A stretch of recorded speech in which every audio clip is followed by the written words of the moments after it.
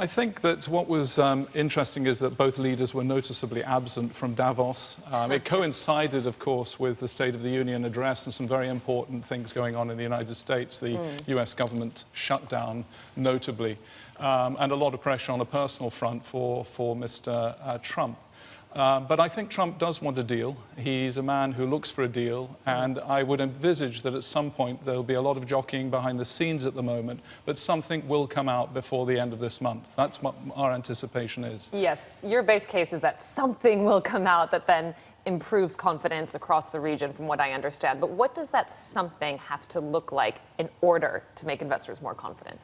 I think it will be a deal where China is going to, I hate to use the term because it's not really a very Chinese concept, but they will retreat to some extent from digging in their heels, which is what appears to be the position today.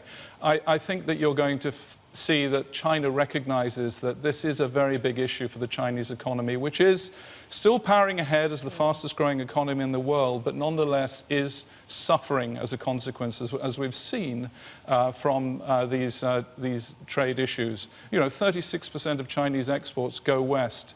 A very much smaller proportion of US exports go into China. So China is the one that's going to lose out ultimately, I feel, if they don't make some sort of concession.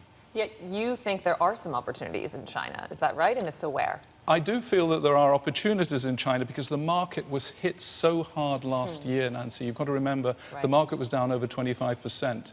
That has a massive destruction in value in those markets and has left a lot of stocks looking exceptionally cheap. When you look at emerging markets on a broader spectrum relative to the developed world, there's a lot of value in emerging markets, China included.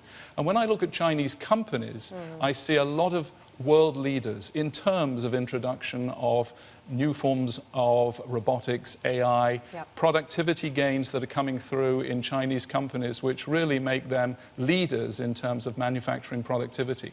And that's where the opportunities reside. Hey everybody, it's Hadley Gamble from our new CNBC Middle East Bureau in Abu Dhabi. Thanks for stopping by. Now to watch more, you can try one of the videos that just popped up on your screen. And don't forget to subscribe.